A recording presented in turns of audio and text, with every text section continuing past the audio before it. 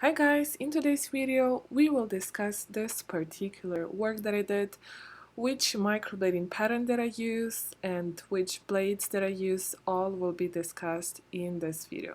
So please stay with me till the end of the video because at the end I will particularly show the pattern on the microblading practice skin. So you will get the more detailed feeling of the pattern. So let's dive in. Now, as you can see, she had her old tattoo, which was a little bit uneven, so we even out her eyebrows with a special method that you can check out in the other video on my YouTube channel.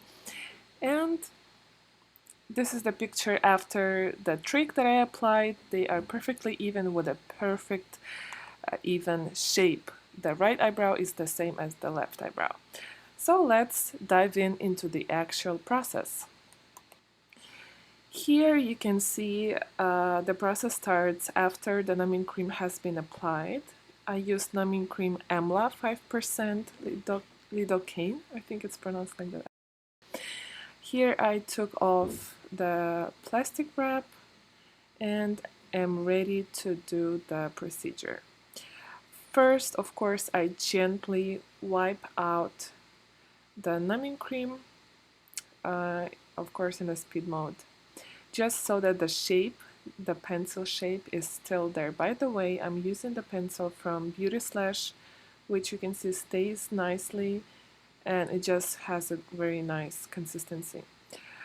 So let's see the first steps. You can see actually the very important step here is I tap onto the skin because I want the ink to fall onto the skin. Depends on which ink you are using. Some of them are more liquid-like, some of them are more thicker. So this one is more like a liquid, and it's sometimes doesn't drop on the skin, and you want the ink fall inside the cut, so it's very necessary for you to first tap a little bit. You can see I'm doing the strokes quite gently. I stretch the skin into 3 points.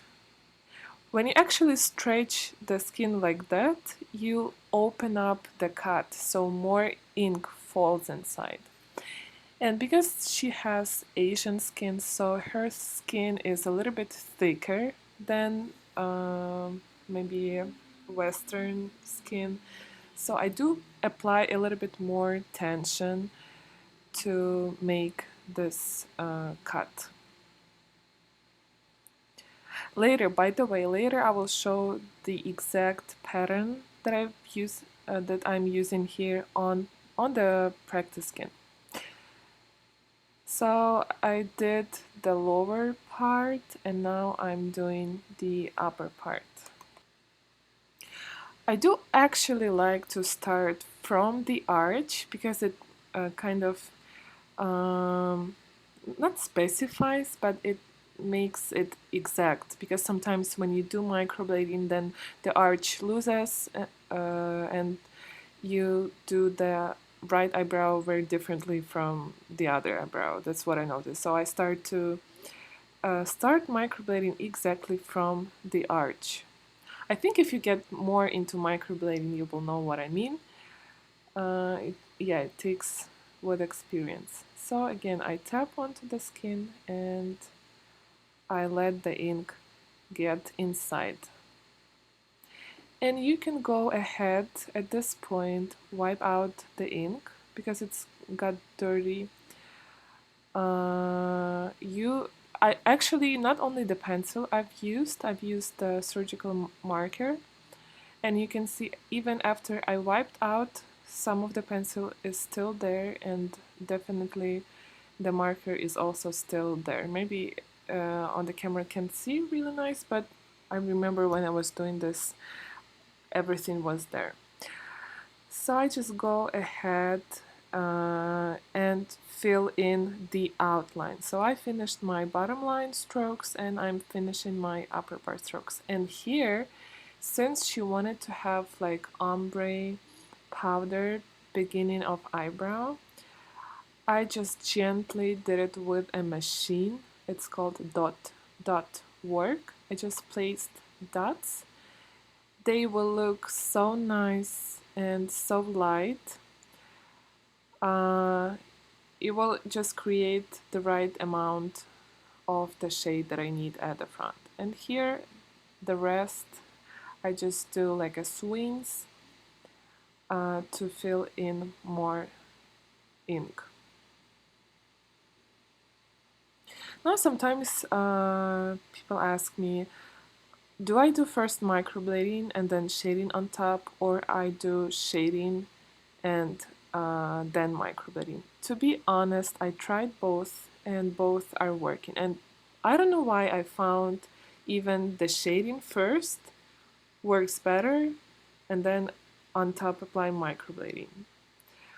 You can try also both and see what works for you. It will actually mainly depends on the client's skin.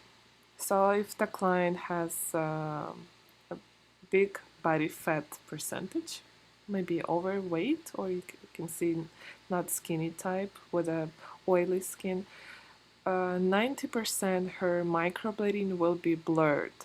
So you will not see a crispy strokes after the brows are healed.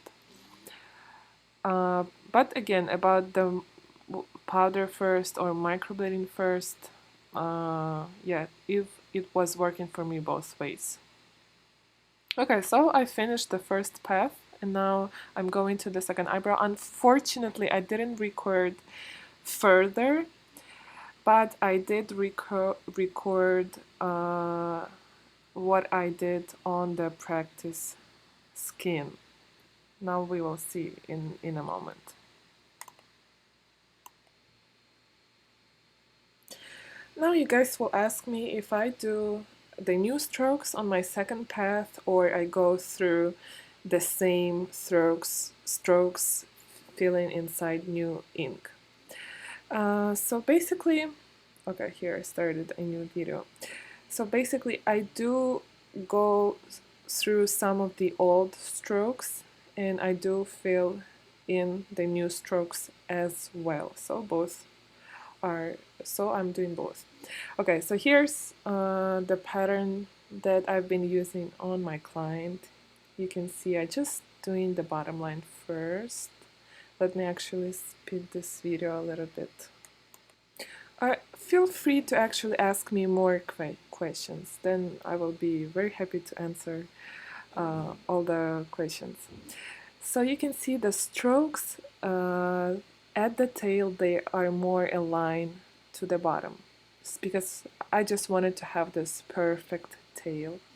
Then I go through the corner to the arch. This is work we are working on her right eyebrow.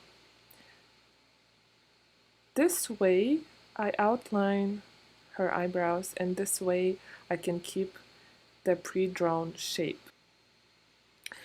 Then I actually did the slow motion for this part because I want you to see exactly what I'm doing. I'm doing kind of a random lines here, like lines that emerge from the dot. Just you see they're going through to different directions. I don't care if they intersect there or not simply because this is the middle of eyebrow, and if we will have a blurry spots in the middle of eyebrow, it will just create like a shade. So I'm actually interested in that. So I don't worry strokes being cross line, because you know if the strokes are cross line, they will create a blurry dot or blurry effect that we don't want. So of course at the bottom line and at the top I'm doing very parallel, very crispy strokes, but in the middle, just for that shade, I'm doing quite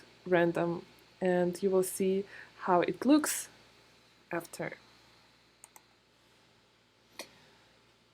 Okay, so the front, as you remember, I did with the dot shading, so I'm not touching the front here as well. And let me erase and let's see what we got.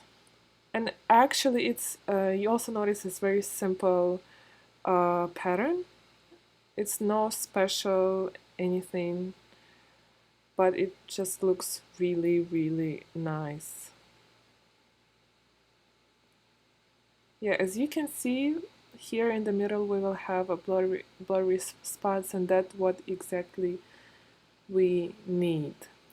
So later I think I'm going to take here a pencil, which will represent my machine. You can also actually take just any blade with a single blade and do the dots like this.